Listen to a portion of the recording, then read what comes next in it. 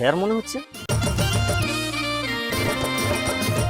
Sir দাদা বলুন।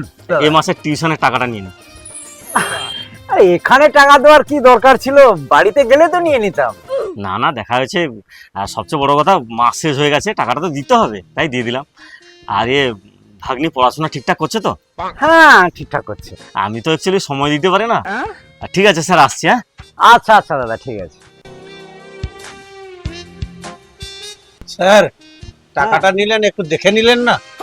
না না, উনি খুব ভদ্র মানুষ, সঠিক টাইমে যেমন টাকাটা দেন সঠিক টাকাটাই উনি দেন। তবু টাকার মতো জিনিস একটু দেখে নেওয়া ভালো ছিল আর কি। না না, উনি সে ধরনের মানুষ না। তাহলে ঠিক আছে ঠিক আছে, কোনো অসুবিধা নেই।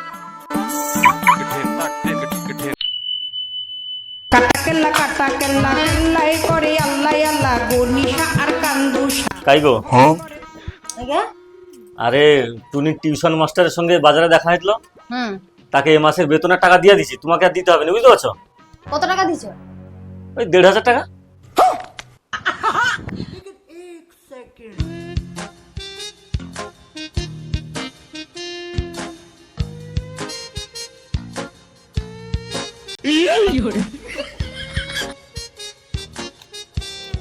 কি ব্যাপার, এত বেশি টাকা কেন? না, দাদাকে একটু ফোন করে জানিয়ে দেওয়া দরকার আছে। হ্যালো। হ্যাঁ স্যার বলুন। বলুন বলতে দাদা আপনি কত টাকা দিয়েছেন? কেন, টাকা কি কম গেছে নাকি?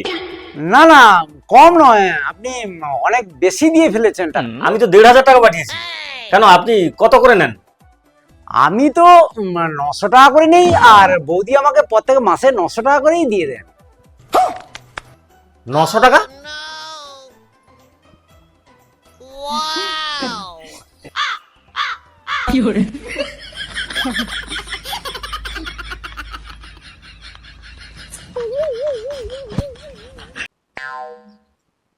ব্যাপারটা কি হলো?